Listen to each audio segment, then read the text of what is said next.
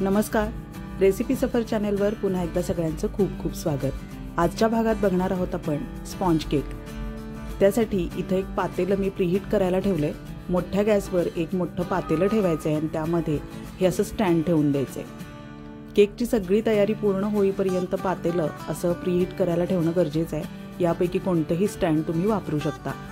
आता पातेल्याबरोबरच झाकण सुद्धा प्रीहीट करणं गरजेचं आहे। त्यामुळे केक वरच्या बाजूने सुद्धा व्यवस्थित सारख्या प्रमाणावर सोनेरी रंगावर भाजला जातो। जर तुम्ही केक ठेवल्यानंतर असंच झाकण थंड ठेवलं तर केक वरच्या बाजूने अजिबात भाजला जात नाही, शिवाय तो पाणी धरल्यासारखा होतो। त्यासाठी झाकण सुद्धा प्रीहीट करणं गरजेचं आहे। आता सगळं साहित्य वजनी प्रमाणात घ्यायचं आहे। त्यासाठी मी इथं छोटंसं वेट मशीन घेतलेलं आहे। आधी मैदा मोजूया। घरचंच सगळं साहित्य आहे। मैदा 100 ग्रॅम घ्यायचा आहे। सगळं साहित्य समप्रमाणात घेणार आहोत आपण। आता त्यानंतर पिठी साखर मोजायची आहे। ही नेहमीची चहासाठी वापरली जाणारी पिठी साखर आहे। ती 110 ग्रॅम घ्यायची आहे। त्यानंतर अंडी सुद्धा मोजून बघूया। अंडी सुद्धा साधारण 100 ग्रॅमच असतात। एक अंड 50 ग्रॅमचं असतं। आता लोणी मोजूया। लोणी इथं 100 ग्रॅम घेतले मी, पण तुम्ही 60 ग्रॅम सुद्धा घेऊ शकता। आता एका भांड्यात मी मैदा घेतलेला आहे। त्यामध्ये 1 टेबलस्पून मिल्क पावडर टाकायचे आणि 1 टेबलस्पून कॉर्नफ्लोअर। या दोन्ही गोष्टींमुळे केक हलका आणि जाळीदार होतो, तर या गोष्टी दोन्ही नेहमी नक्की टाका। त्यानंतर 1 टीस्पून टाकायचे बेकिंग पावडर आणि पाव टीस्पून आहे सोडा। आता हे सगळं कोरडं साहित्य एकत्र करायचं आहे आणि चाळणीने चाळून घ्यायचंय। चाळून घेणं खूप गरजेचं आहे, त्यामुळे केक हलका छान जाळीदार होतो। 3 वेळा चाळायचे हे मिश्रण। आता आपल्याला ही 2 अंडी मिक्सरच्या भांड्यात फोडून घ्यायचे। आता ही अंडी आधी फेटून घ्यायची।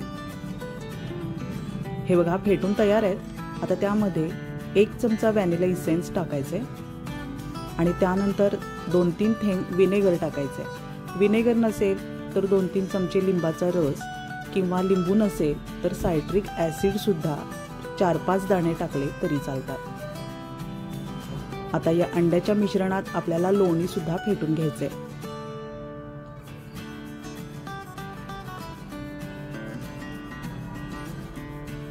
अगदी छान व्यवस्थित पेशन्सनी हे काम करा। केक अगदी छान आणि जाळीदार होतो। आता हे जे चाळून घेतलेलं मैद्याचं मिश्रण होतं त्यामध्ये पिठी साखर मिक्स करून घ्यायची आधी।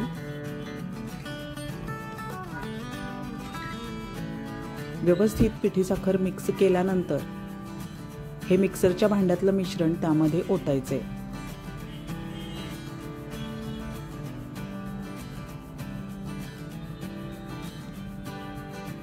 आता ही दोन्ही मिश्रण आपल्याला एकत्रित करायची आहेत।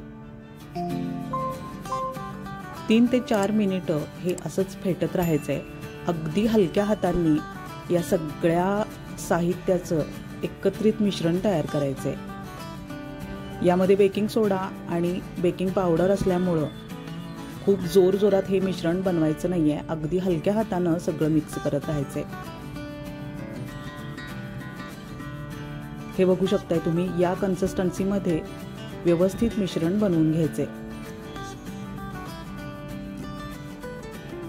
केक टीन तयार केलेला इथं याला लोणी लावून घेतले मी आणि त्यावर 2-3 चिमूट मैदा भुरभुरून घ्यायचा आहे। त्यामुळे केक पटकन सुटून येतो आणि तो सारख्याच प्रमाणात सगळ्या बाजूनी व्यवस्थित भाजला जातो। हा केक टीन असा तयार करून घ्यायचा आहे आणि यामध्ये आता बनवलेलं मिश्रण घालून घ्यायचे।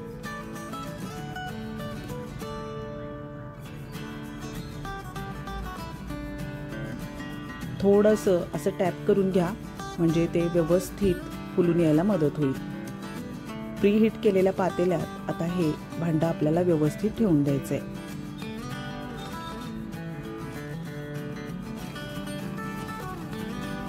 वीस मिनिटांसाठी केक भाजून घेऊया। गॅस अगदी मंद ठेवायचा आहे। 20 मिनिटं झालेले। बघू शकताय तुम्ही, अगदी ओव्हनमध्ये भाजल्यासारखा वरच्या बाजूनी सुद्धा सोनेरी सुंदर रंग आलेला आहे। फक्त 20 मिनिटात स्पॉन्ज केक तयार झालेला आहे आपला।